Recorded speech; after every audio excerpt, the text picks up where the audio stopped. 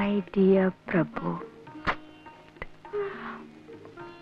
my darling Prabhu, വേണ്ട. My sweetheart Prabhu. അമ്മ വീട്ടിൽ കൊണ്ടുവന്നിട്ടിരിക്കുകയാണ്. കിളികളെയും മറ്റും കൂട്ടിലിട്ടടക്കില്ലേ, അതുപോലെ.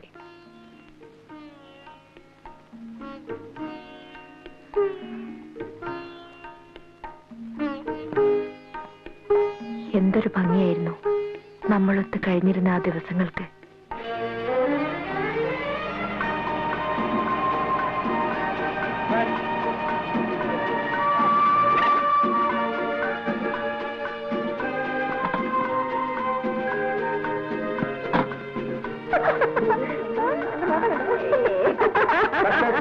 കഷ്ടം തന്നെ. എന്തായി കുട്ടികൾക്ക്? അവര് പിന്നെ എന്ത് ചെയ്യണം? ഓടിച്ചൊന്ന് മാലയിടണോ? നിനക്കതിൽ ഹീറോ ആയിരിക്കും എന്ന് പറഞ്ഞ് ഇങ്ങനെ അങ്ങ് പേടിക്കാൻ തുടങ്ങിയാൽ അത് കുറച്ച് കടുപ്പം തന്നെയാ. ഒരാൾ സിസ്റ്ററിനെ കാണാൻ ഹോസ്റ്റലിൽ വന്നാൽ ഇങ്ങനെയാണോ പെരുമാറേണ്ടത്? അങ്ങനെ അങ്ങ് ആളെ പിടിച്ച് നിന്ന ആളാണോ? ഞാനൊന്ന് നോക്കട്ടെ. കല്യാണി, കല്യാണി,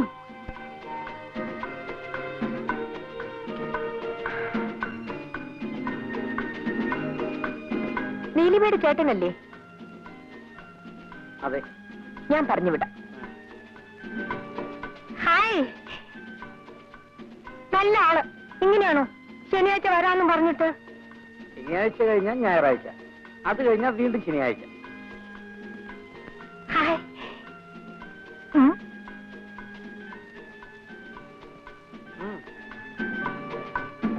താങ്ക്സ്.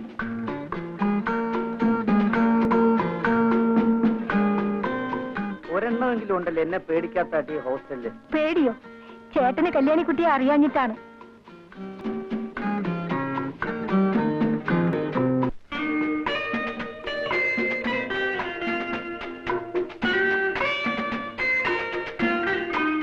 ഇവരൊക്കെ ആരാ?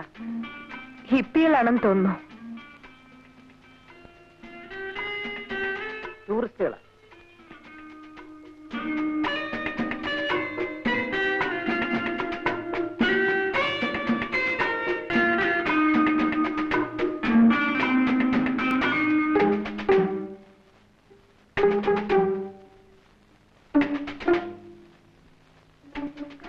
ഇതെല്ലാം ചില പഴയ ടെക്നിക്കുകളാ. ദേ, നാടൊട്ട് ചീത്തപ്പേരുള്ള ആളാ. പറഞ്ഞില്ലെന്ന് വേണ്ട, ഞാൻ വളരെ കെയർഫുൾ ആയിരിക്കും. ഒരു വാക്കിലോ പ്രവൃത്തിയിലോ എന്തെങ്കിലും തെറ്റ് കണ്ടാൽ ആ നിമിഷം ഞാൻ കട്ട് ചെയ്യും. വിളിച്ചിട്ടും കിട്ടുന്നില്ല. വെറുതെ ഫോൺ അടിച്ചുകൊണ്ടേയിരിക്കുന്നു. നീ പോയി ഒന്നുകൂടെ ട്രൈ ചെയ്യും. അങ്ങനെ ഇപ്പൊ വേണ്ട.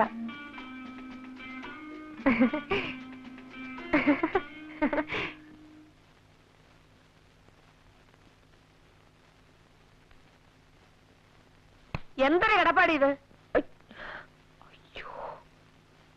എഴുന്നേറ്റ് മര്യാദയ്ക്ക് കിടക്ക്. അധിക പ്രസംഗം.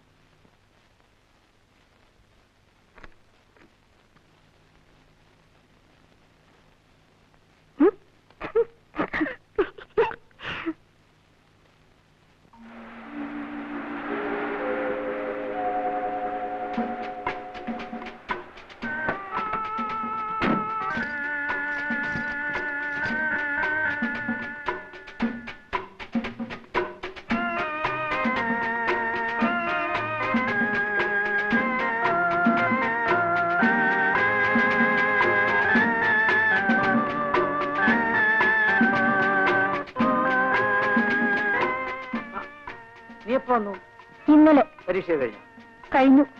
ഇതെല്ലാം തിരക്കാൻ ഇന്നെങ്കിലും ഒരാൾ എത്തിയല്ലോ. ധൃതി വെക്കണ്ട. നിന്റെ എല്ലാ കാര്യങ്ങളും നോക്കാൻ ഒരാളെ ഞാൻ ഉടനെ ഉണ്ടാക്കി തരാം. പോ ചേട്ടാ.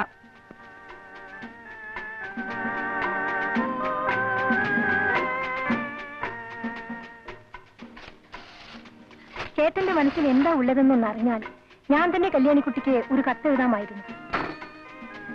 എന്റെ മനസ്സിൽ എന്താ ഉള്ളതെന്ന് അറിയാമോ? ഒരു വലിയ മണ്ണാങ്കട്ട.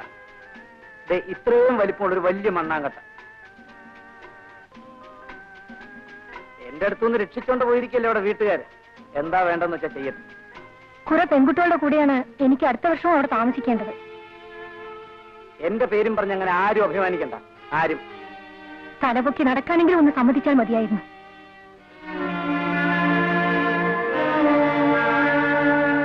അമ്മേ, അമ്മയെങ്കിലും ചേട്ടനെ വിളിച്ചൊന്ന് പറയൂ, ഈ കളി മതിയാക്കാൻ. ഞാനോ? മോള് ചെല്ല്.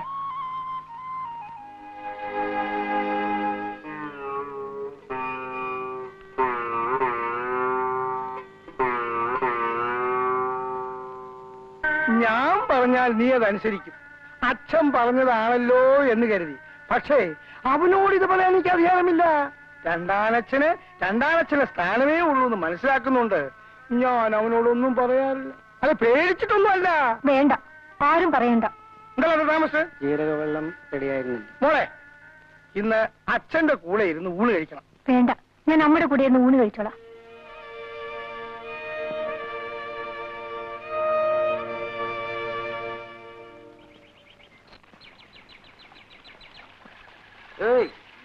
എല്ലാ പിള്ളേരും കോളേജിൽ പോകുന്ന പരീക്ഷ എഴുതാനാ. ഈ നാട്ടിൽ ചില പെൺപിള്ളേര് പരീക്ഷ എടുക്കുമ്പോ മുലക്കുപ്പി അന്വേഷിക്കില്ല പണി. എടോ, തന്റെ ഒരു കാലേ പൊട്ടിയിട്ടുള്ളൂ, അടുത്ത കാലും കൂടി. അവരോടൊന്നും സംസാരിക്കാൻ നിൽക്കണ്ട.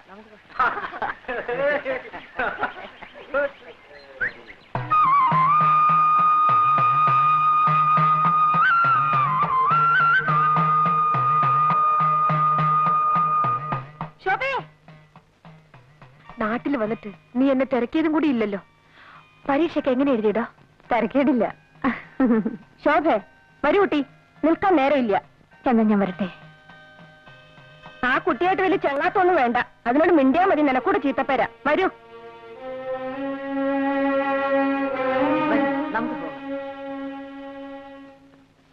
ഈ ലക്ഷ്മിയടത്തേക്ക് വേറെ പണിയൊന്നുമില്ലേ? ദിവസം ഇത് എന്നെ ജോലി. കാശിക്ക് പോകുമ്പോ സാധുക്കൊക്കെ കൊടുക്കാലോ. ഒരു 101 രൂപയെങ്കിലും ആയിട്ടാവട്ടെ.